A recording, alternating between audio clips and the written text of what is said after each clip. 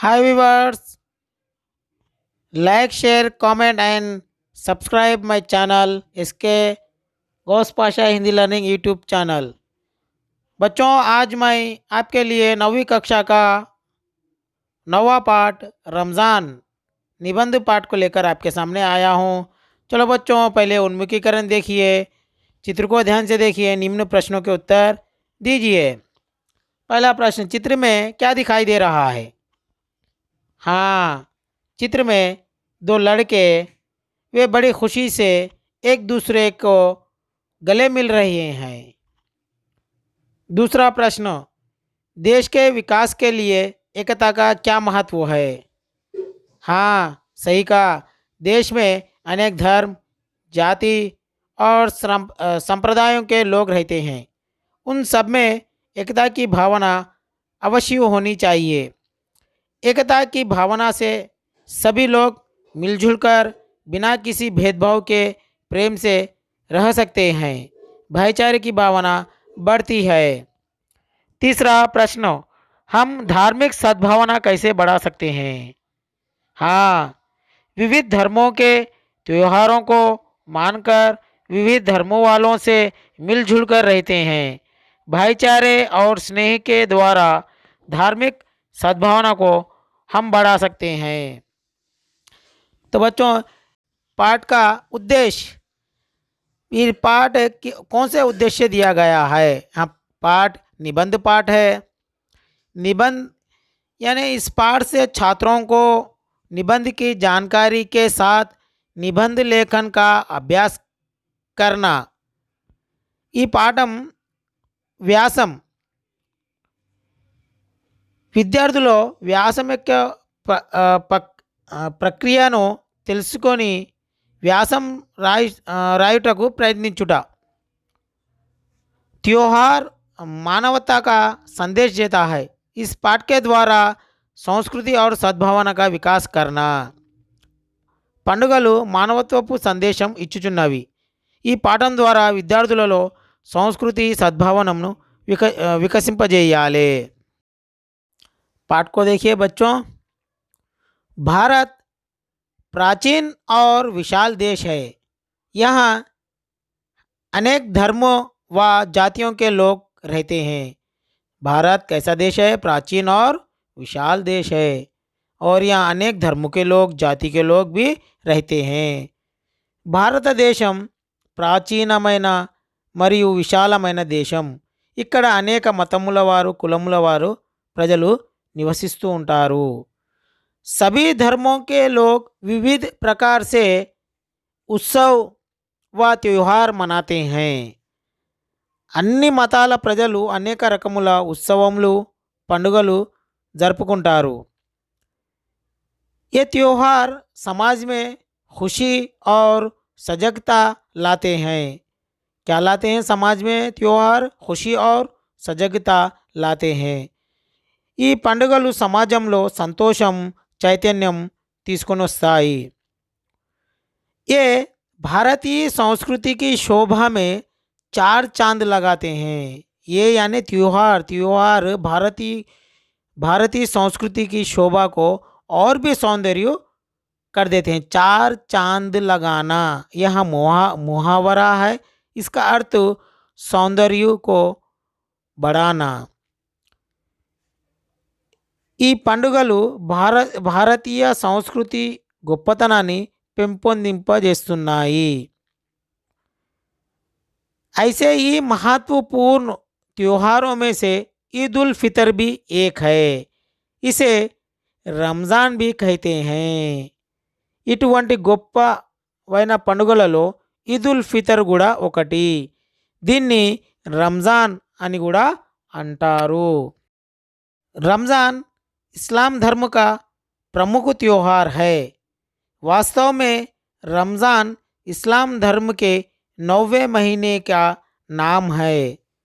रमज़ान इस्लाम ధర్మానికి చెందిన ముఖ్యమైన పండుగ। వాస్తవానికి రంజాన్ మొహమ్మదీయు మతం యొక్క 9వ నెల పేరు। इस्लाम धर्म के 5 बुनियादी सिद्धांत होते हैं। इस्लाम धर्म के कितने सिद्धांत होते हैं? पांच, एक तौहीद, दूसरा नमाज, तीसरा रोज़ा, चौथा जक़ात और पांचवा हज। इनमें तीसरा सिद्धांत रोज़ा है। इसे रमज़ान के महीने में अदा किया जाता है। మొహమ్మదీయుల మతపు 5 మూల సిద్ధాంతాలు విశ్వాసం, ప్రార్థన, ఉపవాసం, దానము మరియు హజ్ మక్కా యాత్రలో. ఇందులో మూడవది ఉపవాసము. దీనిని రంజాన్ నెలలో పాటిస్తారు. यह इबादतों यानी प्रार्थनाओं व बरकतों का महीना है। यह माना जाता है कि इसी महीने में पवित्र ग्रंथ कुरान शरीफ नाजिल हुआ। ప్రార్థనలు సంపదల నెల ఇది.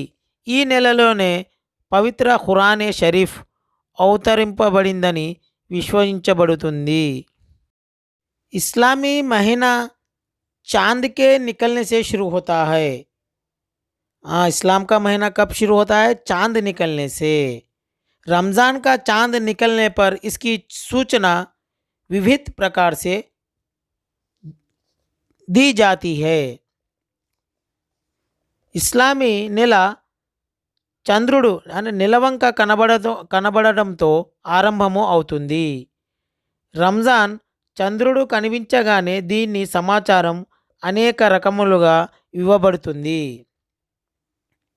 रमज़ान मास की सूचना मिलते ही मुसलमान भाई रोज़े की तैयारियों में लग जाते हैं और रमज़ान के महीने भर रोज़े रखते हैं। రంజాన్ నెల గురించి తెలియగానే మొహమ్మదీయ సోదరులు ఉపవాసాల ఏర్పాటులో నిమగ్నం అవుతారు. రంజాన్ నెల మొత్తం ఉపవాసాలు ఉంటారు.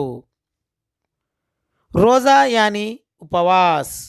रोज़ा रखने के लिए सूर्योदय से लगभग 1.5 घंटा पहले आहार लिया जाता है। इसे सहरी कहते हैं। सहरी के बाद से उपवास आरंभ होता है। यानी सूर्योदय से लगभग 1.5 घंटे पहले आहार लिया जाता है, उसे सहरी कहते हैं। तभी से क्या होता है? रोज़ा आरंभ होता है। రోజా అనగా ఉపవాసము. ఉపవాసం ఉండుటకు సూర్యోదయానికి దాదాపు గంటన్నర ముందు ఆహారం తీసుకుంటారు. దీనిని సహరీ అందురు. సహరీ తర్వాత నుండి ఉపవాసము ఆరంభం అవుతుంది.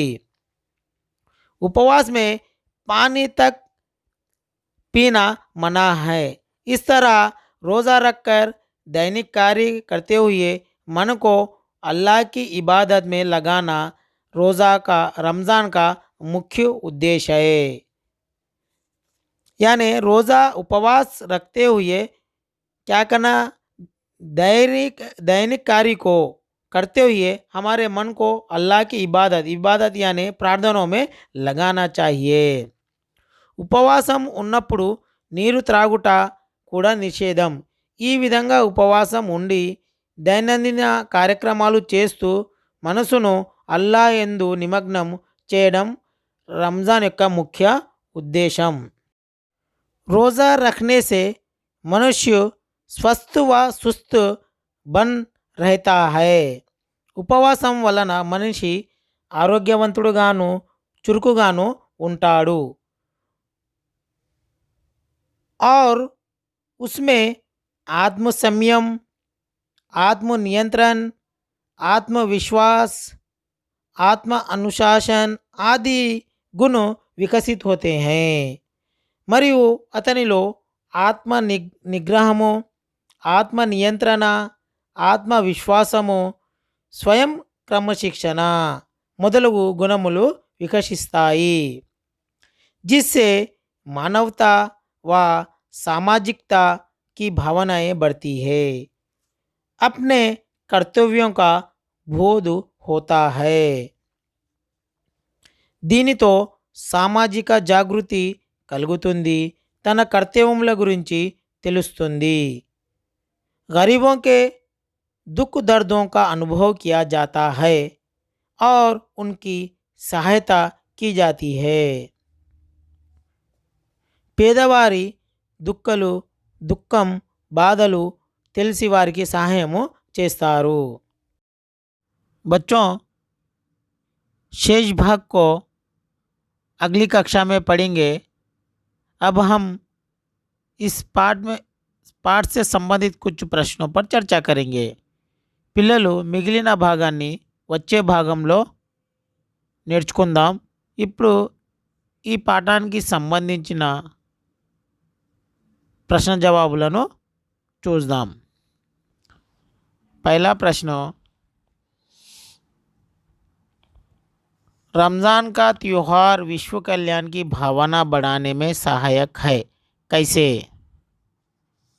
उत्तर, रमज़ान के महीने में रोज़ा रखने के कारण लोगों में आत्मसंयम, आत्मनियंत्रण, आत्मविश्वास और आत्मानुशासन आदि गुण विकसित होते हैं, जिससे मानवता और सामाजिकता की भावनाएं बढ़ती है. अपने कर्तव्यों का बोध होता है, गरीबों के दुख दर्दों का अनुभव किया जाता है और उसकी सहायता की जाती है. दूसरा प्रश्न, सहरी किसे कहते हैं? उत्तर, रोज़ा रखने के लिए सूर्योदय से लगभग 1.5 घंटा पहले आहार लिया जाता है, इसे सहरी कहते हैं. तीसरा प्रश्न, त्योहार किस तरह समाज में खुशी और सजगता लाते हैं? उत्तर, भारत विशाल एवं प्राचीन देश है. यहाँ अनेक धर्मों, जाति और संप्रदाय के लोग रहते हैं. सभी धर्मों के लोग विविध प्रकार के उत्सव व त्यौहार मनाते हैं. ये त्यौहार समाज में खुशी और सजगता लाते हैं. ये भारतीय संस्कृति की शोभा में 4 चांद लगाते हैं.